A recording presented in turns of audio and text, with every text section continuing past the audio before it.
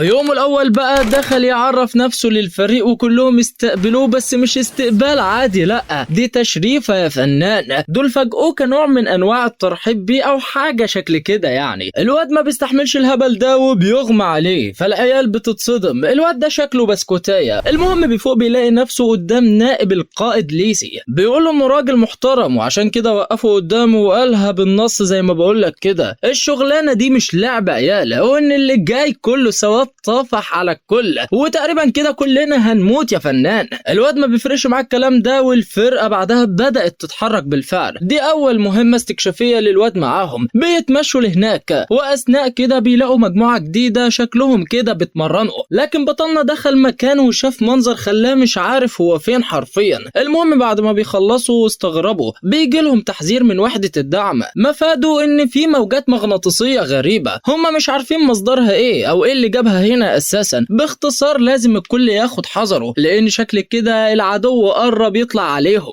وبالفعل العدو بيظهر بس مش واضح ليه أي ملامح، شكله مش مخلوق عادي زي اللي بيقابلوهم في العادة. ده كائن كان عايش على كوكب الأرض زمان، بس حصل حاجة وانقرض من فترة طويلة، لكن على ما يبدو فهو قدر يرجع تاني بطريقة ما. فريق دانيال بيستعد للقتال، بس دانيال كان واقف متمسمر في مكانه مش عارف هيعمل ايه. وانا بصراحة مش متأكد اذا كان الواد ده غبي ولا ايه بالظبط. الفرق كلها شغالة شغل من نار، وشكلهم عارفين اصل الحوار. كلهم بدأوا يشجعوا بعض بالكلام، وبيقولوا انهم لو دخلوا عليه سوا هيهزموهم في الحال. بالفعل بيهجموا عليه، والقتال كان صعب شوية، بس في الاخر قدروا يهزموه بسهولة. كانوا في قمة السعادة. اما دانيال فيا عيني على دانيال، واقف زي خيبتها ومش قادر يتحرك من مكانه. انشف كده وقوي نفسك وافتكر دايما لن تصل للقمة الا بالجراح. المهم الشباب بتخلص كل حاجة، والواد بعد ما الدنيا هدت بيحس بغلطه وبيروح يعتذر للنائب القائد. لكن دانيال قال له هو متفاجئ كده: ايه ده، هو انت لسه عايش؟ ده انا فكرتك هتموت ومش هترجع، بس طالما رجعت فتأكد ان ده لوحده انجاز. انجاز ايه يا عم؟ ده انا كنت واقف زي الفرخة المذبوحة مش عارف اعمل اي حاجة. قال له ياض ما يهمكش، كل حاجة بتيجي واحدة واحدة، اسعى انت بس وتأكد ان الدنيا هتحلو شوية بشوية. بس هو ايه هدفك من الانضمام لينا؟ قال له لاني اود ان اصير بطلا.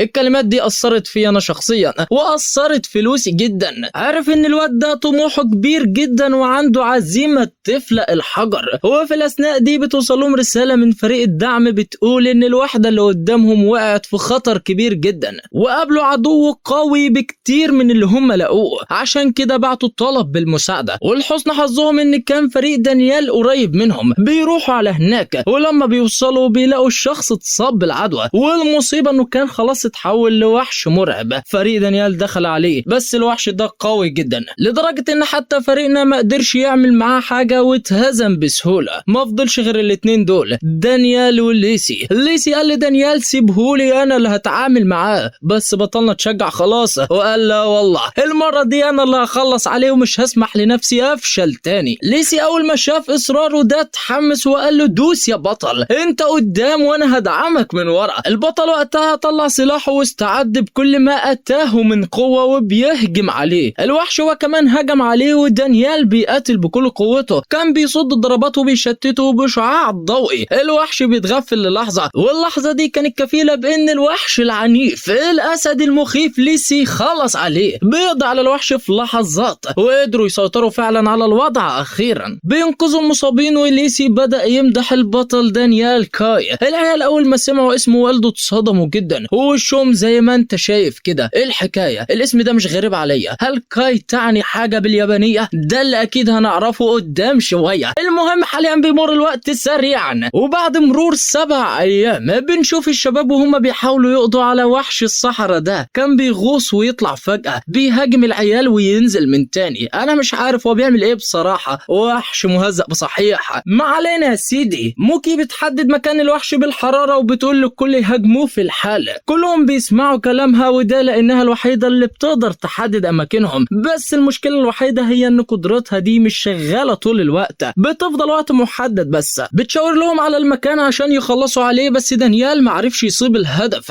ولا طلقة جت فيه. الوحش بيقدر يهرب يا ابن الفشلة. بيرجعوا بعد ما مهمتهم بتفشل. موكي بتمسك دانيال تهزقه. والواد بيرد عليها وبيقول لها يعني انا هتنبأ بيه ولا ايه؟ انا ما كنتش عارف هو هيجي منين. موكي بتتعصب من كلامه وبتقول لهم خدوه من قدامي لا اعملها معاه. وانا بصراحه مش عارف هي هتعمل ايه معاه. بتصيح شويه بعدين بتهدى لوحدها. وساعتها بنشوف الفريق وهم بيسالوا دانيال عن ايه اكتر حاجه هو موهوب فيها. بس المفاجاه دانيال ذات نفسه مش عارف هو شاطر في ايه اساسا. هي فرحه امك بيك، يا ريتها كانت بركه عليك وريحتنا منك يا ابني. والله العيال بتضحك عليه والواد بدا يدور بجد على شغفه والحاجه اللي بتميزه عن الباقيين. وقعد يسال كل واحد في الفريق عن اهتماماته بس مش بيوصل لاي حاجه. بيلاقي مجله في اوضه التخزين اللي كان بينظفها وكان على غلافها صوره موكي، واتضح انها زمان كانت ايدول مشهوره. وبعد ما دانيال عرف كده راح واتكلم معاها بصراحه وقال لها على طول انه شاف المجله وعرف حقيقتها وسالها عن السبب اللي خلاها تسيب المجال ده بالرغم من انها كانت ناجحه فيه. بيطبل لها شويه طبعا بس البنت مش بتركز معاه،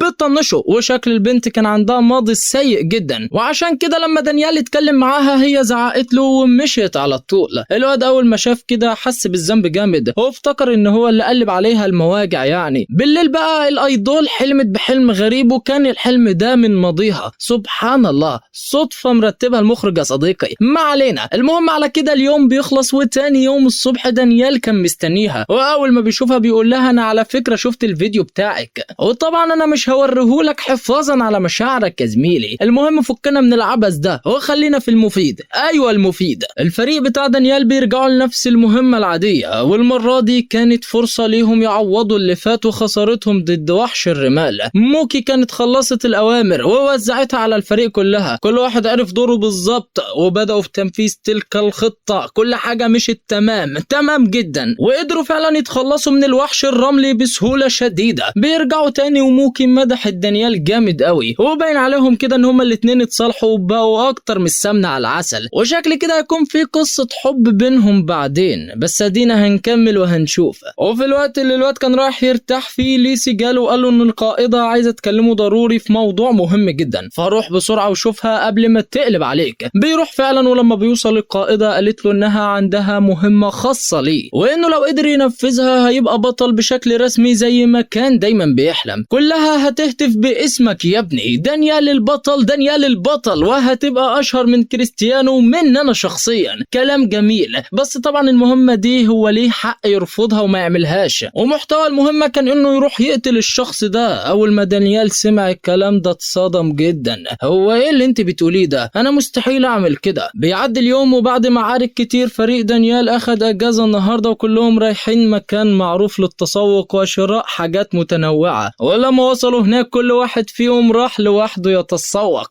عشان طبعا كل واحد له احتياجات مختلفه وحاجات عايز يشتريها. البطل بتاعنا بقى راح مع زميله المجنون اللي اسمه لاري ودخلوا مع بعض في محل كده. المحل ده بيبيع حاجات مش قانونيه يعني، ولاري اشترى حاجات مش هقولك عليها، اعمل بلور يا مونتير. اما دانيال فما كانش ناوي يشتري اي حاجه من دول، هو كان بس ماشي معاه علشان اول مره يجي المكان ده ومش عارف الاماكن كويس مش اكتر. بيخرجوا من المحل وفي طريقهم للمغادره شافوا واحد كده بيتعرض للتنمر والتهديد من شويه بلطجيه. لاري ما استناش للحظه، طلع الموبايل وبدا يصورهم ويستفزهم بطريقه مستفزه جدا، والبلطجيه اتنرفزوا عليه وبداوا يزعقوا وبيقولوا له انت عارف انت بتعمل ايه؟ بس لاري مكمل في الاستفزاز عادي خالص لدرجه انهم كانوا خلاص بيكونوا هيخلصوا عليه. بس قبل ما يلمسوه الواد بيقول له دانيال هو اللي قال لي اعمل كده يا ابن الايه. طبعا البلطجيه اول ما سمعوا كده راحوا عشان يضربوا دانيال ويعدموه العافيه ويكسروا عظمه وشه. بيهجم عليه بس فجاه يا عيني على المفاجاه دانيال بقى جامد جدا، دخل وضربهم لوحده بسهوله واسقطهم كلهم على الارض. لا جامد ياض، عجبتني. البلطجيه وقعوا كلهم على الارض فعلا ودانيال نفسه كان مصدوم، هو ما كانش فاهم ازاي بقى قوي كده. وساعتها لاري قال له بص يا سيدي، كل اللي بينزلوا معانا تحت هم الراقدين، بيبداوا يتعودوا على القتال وبيكتسبوا قدرات وقوه اكبر من الناس العاديين، وعلشان كده انت دلوقتي بقيت اقوى، فده الطبيعي يعني. واثناء ما كانوا ماشيين الشخص ده جري ووقفهم، قال لهم انه عايز منهم خدمه وهيدفع لهم مقابل مادي، وقال لهم يلا نشوف الحوار على ايه. المهمه دي شكلها كانت مخصصه للراقدين فقط لا غير. الراجل اللي طلب منهم المساعده عايزهم يجيبوا حاجه من تحت، والحاجه دي طلعت مخدرات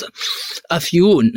ده انا كنت فاكرك راجل محترم بس اتخدعت فيك، طلعت في الاخر بتاع مخدرات. المخدرات. في البداية دانيال ما كانش ناوي يوافق بأي شكل من الأشكال علشان هو شايف إن الموضوع غلط وحرام، ومش بس كده ده كمان بيسبب أضرار تانية. بس لاري بيقول له احنا عاوزين فلوس يا اسطى، حرام ايه وحلال ايه. تمام يا ريس هنعمل المهمة دي. الفلوس كانت مغرية جدا بصراحة، فقرروا انهم يستخدموا طريق سري عشان ينزلوا لتحت ومحدش يعطر فيهم. بالفعل بينزلوا، اثناء ما هم ماشيين قابلوا بنت صغيرة شكلها انسانة عادية وعايشة هناك تحت في المأوى، بس ما كانش فيه تأكيد ليه الناس دي عايشة في المكان ده بالذات، وده خلاهم يشكوا فيها شوية. وفي الوقت ده رجعنا لباقي اعضاء الفريق وكانوا مستغربين جدا، هو دانيال ولاري سابونا كده ليه؟ اختفوا فجأة ومحدش بقى يعرف عنهم اي حاجة، ما يعرفوش ان البشوات بيهربوا مخدرات. نرجع بقى لدانيال ولاري. البنت الصغيرة دي قالت لهم انها ممكن تاخدهم للمكان اللي فيه الشجرة اللي بيدوروا عليها. لاري على طول بدأ يجمع عينات من الشجرة، وكان بيجمع كتير كأنه بيلعب، بس في الحقيقة هو كان عنده هدف تاني خالص، عايز ياخد العينات دي ويعمل عليها دراسة عن الأمراض المختلفة بعد ما يخلصوا. وفجأة بعد ما بينتهوا من جمع العينات ظهر طائر عملاق شكله قوي وشرس، كان متجه على دانيال والبنت الصغيرة. ساعتها البنت الصغيرة قررت تضحي وتكون طعم عشان تحميهم، بس دانيال ما بيقدرش يسيبها كده، لا بيجري بسرعة علشان ينقذها. وفي الآخر بيقدروا يستخبوا، بس الطائر العملاق ما كانش ناوي يمشي، قاعد مترصد لدانيال ومستنيه يطلع عشان يخلص عليه. وفي اللحظة دي دانيال واللاري قعدوا يتكلموا سوا، وبعد شوية بدأوا يخططوا لحاجة جديدة. في الأول لاري قال إن هو اللي هيكون الطعم علشان يشتت الطائر العملاق، بس دانيال قال له لأ سيب الطلعة دي علي أنا. وفعلا بدأوا ينفذوا الخطة، والطائر العملاق كان باين إنه مركز على البنت الصغيرة اللي معاهم وبس. فدانيال خرج قدامه علشان يلفت انتباهه، ولاري أخد البنت الصغيرة وهرب بيها. وبعد ما دانيال نجح في جذب انتباه الطائر، لاري رجع بسرعة وساعده وقال له إن البنت الصغيرة هربت بأمان خلاص، بس الأسلحة بتاعتهم مش نافعة ضد الوحش ده خالص. وهم في قمة الأزمة كده فريقهم ظهر علشان ينقذهم،